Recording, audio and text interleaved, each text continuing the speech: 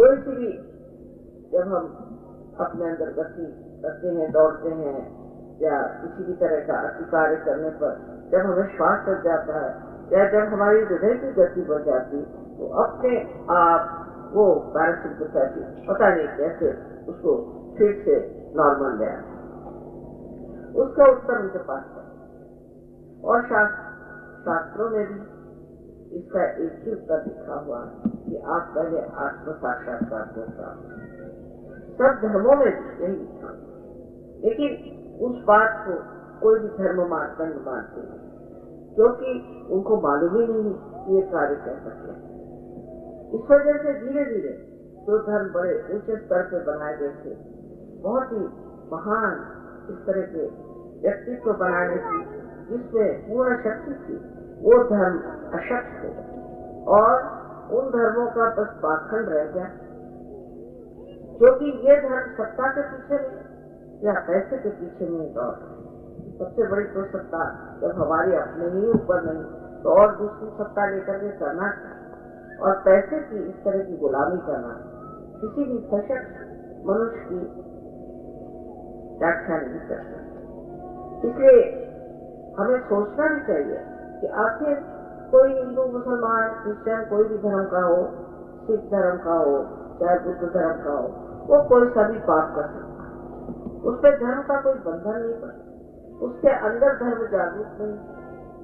तो फिर क्या वजह है कि हम लोग इतने धर्म के पीछे में पागल हो रहे हैं, धर्म की हम बातें करते हैं, लेकिन क्या वजह है कि हमारे अंदर ये धर्म करते? कौन सा ऐसा रास्ता हमारे अंदर टूट गया है जिसके कारण हम इसे पा नहीं? एक ही बात है कि जब तक अपने अंदर आत्मा जागरूक नहीं होगी तब तक इसकी आत्मीयता हमारे अंदर रहेगी। इससे जिस धर्म का साथ आप अपने अंदर उतारना चाहते हैं वो आपसे अछूता ही। उसके लिए जरूरी है कि आप आत्म साक्षात्कार को प्राप्त करें और इसका मार्ग बहुत सहज सरल है, कोई कठिन मार्ग नहीं। बहुत से लोग कहते हैं कि ये बहुत कठिन मार्ग है, ऐसे कोई बात। ये सहज समाधि का कहा गया, सहज से ही सबने कहा गया कि सहज ही होना चाहिए। इसमें अगर इतनी कठिनाई हो तो फिर ये कार्य कोई कर ही नहीं सकता। लेकिन क्योंकि लोगों को इसका अधिकार नहीं, ज्ञान नहीं था, इस बारे में जानते नहीं और पैसा और सत्ता के पीछे में दौड़ रहे थे, इसलिए उनके अंदर इसकी शक्ति नहीं थी। इसलिए वो सबसे बताते थे कि ठीक है आप ये करो, इसका नाम लो, उसका नाम लो, ऐसा करो वैसा करो, लेकिन किसी को भी इसका फल नहीं, किसी को भी इससे सुख नहीं। हर तरह की परेशानी आ रही। लोग कहते हैं कि माँ हम धर्म इतना करते हैं तो भी हमारे घर में इतनी परेशानी, हमारे देश में इतनी परेशानी। एक वजह यह है कि धर्म अंदर समाया ही है, सब बाहर में ही रहता है, सब बाहर में ही बातचीत हो रही है। इसलिए हमें समझ लेना चाहिए कि सबसे पहले हमें आत्म साक्षात्कार करना। इसमें मनुष्य को कितने लाभ हो सकते हैं उसका तो मैं वर्णन ही नहीं करता। मैं स्वयं ही आश्चर्यचकित कि इसके इतने लाभ इतने जल्दी लोगों को हो रहे हैं, तो लोगों ने कभी इधर सोचा ही नहीं, विचार ही नहीं किया, इधर कोई संशोधन ही नहीं किया कि चलो इस तरह से ये कार्य हो सकता है। इसके बारे में अपने शास्त्रों में अनादिकाल से लिखा गया। हाँ, ये बात जरूर थी कि कुंडली का जागरण जो है उसका वर्णन हर जगह था, लेकिन इसे कोई कर नहीं पाया। लेकिन कहा जाता है कि राजा जनक ने एक नचिकेता को आत्म साक्षात्कार किया और फिर 12वीं शताब्दी तक एक गुरु एक ही शिष्य को जागृत किया। ऐसी ही परंपरा थी। 12वीं शताब्दी में श्री ज्ञानेश्वर जी ने अपनी भाषा में पहली मर्तबा इसके बारे में, इससे पहले सब संस्कृत भाषा में लिखा जाता था और संस्कृत भाषा में कोई समझ नहीं पाते थे ये क्या था। जो समझे थे वो एक ही शिष्य को आत्म साक्षात्कार दिया। ज्ञानेश्वरी जी ने जब अपनी ज्ञानेश्वरी में इसके बारे में लिखा 6वें अध्याय में, कुंडलिनी इस तरह से होती है और वो जागरूक होकर के ही योग को घटित करती है। तब धर्म मार्तंड ने सोचा कि ये तो अपने बस का नहीं, तो अच्छा तुम ज्ञानेश्वरी तो पढ़ो, लेकिन ये जो 6वां अध्याय है उचित है, इसे न पढ़ो। इस प्रकार वो भी चीज वही खत्म हो गई। यहाँ उत्तर हिंदुस्तान में तो किसी ने कुंडलिनी का नाम भी नहीं सुना था। शुरू में जब कुंडली की बात करती थी तो कुंडलिनी की बात करती थी तो सोचते मैं कुंडली की बात कर, इसमें और उसमें बहुत ही अंतर है। लेकिन कुंडलिनी नाम की शक्ति हमारे अंदर स्थित है, ये सब जगह लिखा हुआ था और उसको जागरूक करने के बारे में भी लिखा है, किंतु उसकी जागृति बहुत ही सीमित। आज ऐसा समय आ गया है कि हजारों में ये जागरूक हो और होनी चाहिए, क्योंकि अगर ये न हो, मनुष्य में ये विशेष उसकी जो शक्तियां वो प्रकटित न हो तो मनुष्य नष्ट हो। उसके अंदर इतनी शक्तियां निहित है, इतनी शक्तियां छिपी हुई है कि उसकी जागृति होना अत्यंत आवश्यक है। आज हम अमीबा से इंसान बने और इंसान से अब थोड़ा सा मार्ग और चलना, जिससे कि हम आत्म साक्षात्कार हो जाए।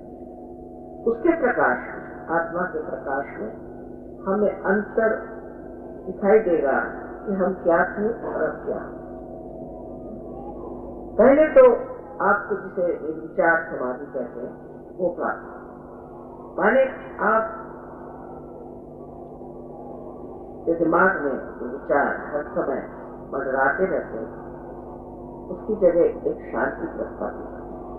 जैसे कि एक विचार उठता है और फिर गिर जाता है, दूसरा विचार उठता है और गिर जाता है, और हम लोग उस विचारों के ऊपर कूदते हैं। विचार या तो भविष्य से आता है और या तो भूतकाल से। पर अगर हम कहें कि वर्तमान में आप बैठिए तो आप बैठते हैं और वर्तमान ही अच्छी है, भूतकाल खत्म हो गया और भविष्य जो है वो कोई जानता नहीं। इसलिए आज तो एक क्षण है, हर क्षण, ये क्षण जो है यही असलियत, यही वास्तविकता है, इसमें हम ठहर नहीं पाते। इसलिए आत्म साक्षात्कार में जब कुंडली का जागरण होता है तो ये विचार लंबे हो जाते हैं कहना चाहिए, और उसके बीचों बीच की जो जगह होती है जिसे विलंब कहते हैं, वहां पर वर्तमान, वहां आपका चित्त ठहर जाता है। उससे आपके दिमाग में एकदम से खुलापन आता है, कोई विचार एकदम खुलापन आता है, जिसे कि बुद्ध ने कहा है एम्प्टी माइंडेड है।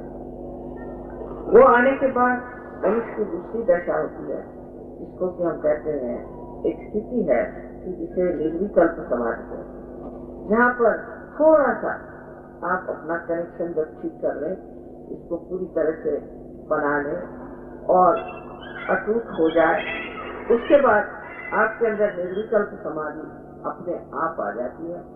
और ये निर्विकल्प समाधि का मतलब होता है जहाँ की मनुष्य को कोई भी इसके बारे में शंका नहीं रहती और उसकी सब शक्तियां फिर रहना शुरू, अंदर और बाहर। अंदर आपको आत्मबोध हो जाता है, आप अपने चक्रों के बारे में अपने उंगलियों पे जान सकते हैं। इतना ही नहीं, अंदर आपको शांति प्रस्तावित है, पूर्णतया आप शांत हैं।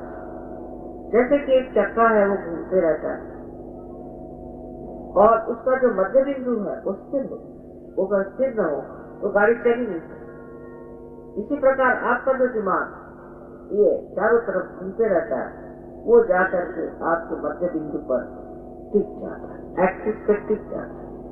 वहां से आप सब चीज देखते हैं, लेकिन आप शांति से सब चीज देखना मात्र होता है, उससे आप घबराते नहीं। और इतनी शक्ति आ जाती है कि जब आप उसे देखते हैं, उस देखने से ही वो प्रश्न, वो तकलीफें अपने आप दूर हो जाती। जैसे कि समझ लीजिए आप पानी में खड़े हैं, तो पानी के बहाव में आपको डर लगता है लहरों से, लहरें उठने। लेकिन अगर किसी तरह से आप अगर नाव पर चढ़ जाए तो आप उन लहरों को देख सकते हैं। लेकिन अगर आप तैराक हो जाए तो आप कूद करके हजारों को बचा सकते हैं। तो उसी दशा में, उसी स्थिति में आप स्वयं उस स्थिति में पहुंच जाते हैं जहाँ आप दूसरों का भी दिया जला है। आपका दिया जला है और वो स्थित हो गया, वो स्थिर हो गया, उसके बाद आप दूसरों का भी दिया जला, दूसरों को आप जागृति दे सकते हैं, उनकी भी तबीयत आप ठीक कर सकते हैं, उनको मानसिक शांति दे सकते हैं। और इतना ही नहीं, आध्यात्म की जो चरम सीमा मानी जाती है वो है आनंद। उस आनंद को भी प्राप्त, और इस आनंद को पाने के लिए फिर आदमी बाकी के जो बेकार की चीजें हैं, जिसमें कि भोग से मिलने वाला सुख है, उसे छोड़ने लगे। इसका मतलब ये नहीं कि आप घर द्वार छोड़िए, अपने बीवी बच्चे छोड़िए, कोई चीज ऐसी छूटती नहीं, लेकिन जो बेकार की चीजें हमारे साथ जुटी हुई है वो अपने आप छूट जाती। और गृहस्थी में भी, पति पत्नी में भी और बच्चों में भी एक बड़ा सामंजस्य और एक बड़ा मधुर सा रिश्ता आपस में होता है। ऐसे अनेक आज संसार में कुटुंब है जो कि सहयोग में आने के बाद बहुत ही सुचारू रूप से आपस में रहे। और बड़े आश्चर्य की बात कि ये इतने सहज में सारी बात है। मैं तो किसी से कुछ कहती नहीं हूँ। जैसे संतों ने कहा कि शराब मत पियो, किसी ने कहा सिगरेट मत पियो, किसी ने कहा ये मत करो, वो मत करो, मैं कुछ भी नहीं कहती। मैं कहती हूँ बस इनकी कुंडलिनी जागरूक करो, थोड़ा सा प्रकाश इनके अंदर आने दो, ये अपने ही आप सब छोड़ देंगे और वास्तविक यही बात है। और फिर आप अपने ही गुरु हो जाते हैं, आप अपने ही को समझने लगते हैं, आप अपने ही को दूर से देखते हैं और जानते हैं कि ये गलत है, ये नहीं करना है, छोड़ दे। इतना ही नहीं, आप में इतनी शक्ति आ जाती है कि आप किसी भी चीज की इच्छा करें, वो तत्काल उसी तत्क्षण पूरी हो जाती है। ऐसे भी हमने कुछ सहयोगी देखे हैं कि उन्होंने एक बार से इच्छा करी और उसके कारण पता नहीं कैसे उनकी इच्छा में इतनी शक्ति थी कि कार्य एकदम उसी वक्त हो। पर आप जब आत्म साक्षात्कारी होते हैं तब आपके विचारधारा भी बदल जाती है, आपकी मांगे बदल जाती है और एक अजीब आनंद के सागर में सब लोग पूरी तरह से आनंद से रहते हैं। दूसरी उपलब्धि इसमें जो होती है वो ये कि आप सामूहिक चेतना में जागरूक होते हैं। आज अगर आप जाने तो आप तो अपने बारे में भी नहीं जानते कि आपको क्या बीमारी हो रही है या दिमाग में क्या आपके असर आ रहा है, आप समझ भी नहीं सकते। लेकिन सर्जरी के बाद आप फौरन समझ लेंगे कि आपको क्या तकलीफ हो रही है, कौन सा आपका चक्र खड़ा है। किंतु आप दूसरों के भी चक्र जानते हैं कि दूसरों को क्या तकलीफ। अगर आप जान लें कि ये चक्र किस तरह से ठीक कर लिए तो आप सबकी मदद कर सकते हैं। तो सामूहिक चेतना एक नई चेतना है जो हमारे नसों में आ जाती है, इससे हम जान सकते हैं कि दूसरों की क्या। इस प्रकार इस हाथ की पूरी कल्पना है और कोई इसे तकलीफ हो तो फौरन जानकारी हो जाती है। उसी प्रकार कहीं भी कोई सहयोगी उसको तकलीफ हो जाए, सारे विश्व के सहयोगियों को पता हो जाता है और सारे दौड़ करके उससे ठीक है। जब मैं रशिया गई थी पहली मरतबा तो मुझे बड़ा आश्चर्य हुआ कि 25 जर्मन सहयोगी वहाँ पर। हम लोगों को जर्मन के लिए जो कल्पना है वैसे अब सहयोगी बिल्कुल नहीं। सबसे ज्यादा सुलझे हुए, सबसे ज्यादा नरम दिल और बहुत ही संजोने वाले बड़े ही प्यारे लोग ये सहयोगी जर्मन। इतने नजाकत से आपसे बातचीत करेंगे कि आप सोचिएगा कि पता नहीं ये पूर्व जन्म से हमारे कौन रिश्तेदार यहाँ पहुंचे। वो पहुंचे जर्मनी से रशिया। कहा कि तुम लोग कैसे चले आए सब लोग छुट्टियां करके। पहले माँ आप नहीं सोचते कि ये हमारी जिम्मेदारी, हमारे पूर्वजों ने यहाँ जो गड़बड़ की थी उसे हम ही तो ठीक कर सकते हैं, नहीं तो कौन ठीक करे। ये सुन करके मैं गदगद हो गई। मैंने कहा देखिए किस तरह इनमें ये भावना आ गई है कि रशियन लोगों को जर्मन लोगों ने आके मारा है, तो आकर के आज हमारे ही ऊपर इसका उत्तरदायित्व है, इसकी जिम्मेदारी है कि हम आकर के इन लोगों को ठीक करें। इस प्रकार की सद्भावना है जो कि विश्वव्यापी, वो आपके अंदर जागरूक हो जाती है। एक विश्वव्यापी धर्म आपके अंदर आ जाता है। इसमें सारे ही धर्म, सारे ही अवतरण, सारे ही प्रेषित प्रॉफिट और सारे ही दृष्टा, आप कहेंगे सारे साधु संत भी उसी में समाये। उसके इस विश्वव्यापी धर्म में किसी भी धर्म की निंदा या किसी भी सदगुरुओं की निंदा नहीं होती, लेकिन उनको पूजा जाए।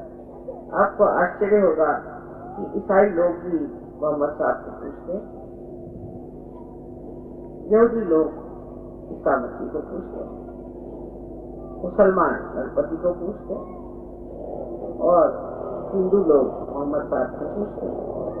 ऐसा आपने सुना नहीं होगा, पर यह चमत्कार हो जो कि प्रकाश आने पर दिखाई दिया। ये तो सारे फूल एक ही आध्यात्म के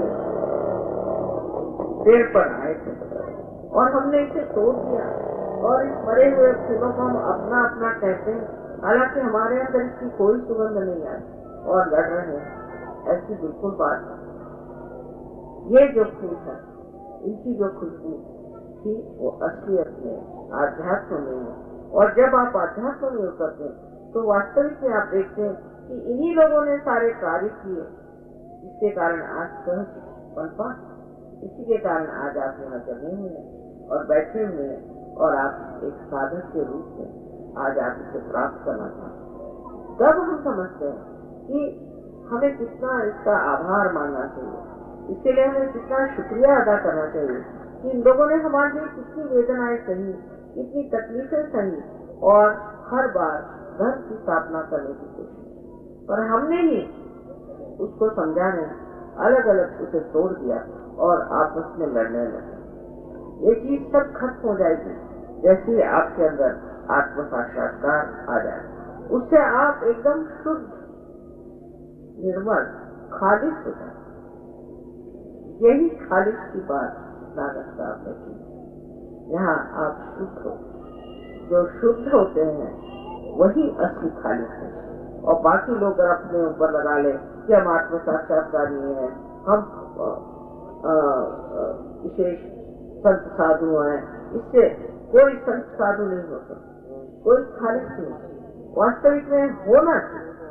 जब तक ये घटित नहीं हुआ तब तक ऐसे छूटे अपने ऊपर तंगे लगा देने से क्या हो सकता है। मैंने तो ये भी सुना कि हरियाणा में बड़े तांत्रिक बैठे हुए, ये दूसरे बाहर झूठे लोग हैं और लोगों को लूट रहे हैं। आप लोग सीधे सरल लोग हैं, इसलिए शायद यहाँ बहुत से हरियाणा में लोग बैठ गए हैं आकर के। और मैं देखती हूँ कि छोटे छोटे बच्चे भी बोल नहीं पाते। यहाँ सबकी विशुद्धि में यहाँ देखती हूँ कि बहुत से बच्चों में यह असर आ गया है, और कोई बच्चे हैं उनकी टांग ठीक नहीं, किसी को कोई तकलीफ इस तरह की है। ये सारी तकलीफें इन तांत्रिकों की वजह से आए, क्योंकि ये प्रेत विद्या, श्मशान विद्या वगैरह करते हैं और इन सबको बुला करके यहाँ पर उसका असर सारे जन समाज पे आ, इसलिए इनके पास जाना या इनसे मदद लेना भी बहुत गलत है। और कभी भी आप कोई भी तांत्रिक आपके पास आए तो आप उससे विमुख हो जाए। मैं आपसे साफ साफ बता, क्योंकि मैं माँ हूँ और मैं जानती हूँ कि तांत्रिक कितना खराब काम करता है। स्विट्जरलैंड में तो इन लोगों ने ऐसी बीमारी फैला रखी है कि वहाँ छोटे बच्चे जो हैं वो बिस्तर में ही मर जाते हैं, वो सबकी आत्मा खींचते रहते हैं। और ये बड़ी गंदी विद्या है, इसमें सारा जो है सर्वनाश का विचार, सिर्फ पैसे बनाने के लिए, सिर्फ पैसे बनाने के लिए ये कर देगा। सिर्फ पैसा बनाना हो तो और तरीके, डाकू बन जाओ और कुछ करो, काला बाजार कर सकते हो और भी धंधे, पर आप तांत्रिक क्यों होते? इससे आप भी नर्क में जाओगे और जिसके साथ करोगे वो भी नर्क में जाए। सबसे जो दुख की बात है कि इनकी वजह से लोगों की कुंडलिनी भी नष्ट हो गई। खोटे झूठे लोग जो हर जगह फैले हुए हैं, उनकी तरफ आप एक बार देख लें और सोच लें कि इनसे बहुत दूर भागना। आप लोग बहुत सीधे सरल स्वभाव के लोग। हरियाणा में खेती के कारण लोगों में एक तरह की श्रद्धा है और इसलिए लोग मैं देखती हूँ बहुत सीधे सरल लोग, और ऐसे सीधे सरल लोगों को ठगाना बहुत आसान। लेकिन आप ही लोग बहुत सशक्त सहयोगी हो सकते हैं। इसी तरह यूरोप में ऑस्ट्रिया नाम का एक देश है, वहाँ लोग भी खेतीहर हैं, अधिकतर खेती करते हैं। वहाँ सबसे सशस्त्र सहयोगी हैं, बहुत ज्यादा।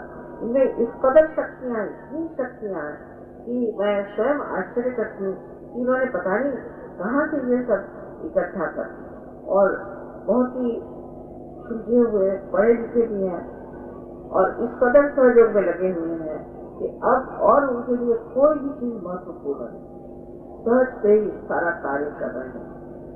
हालांकि शादीशुदा है, बच्चे हैं, सब कुछ ठीक ठाक है, किंतु सारा चित्त उनका जो है वो सहज से है और चाहते हैं कि सारे संसार में सहज फैले।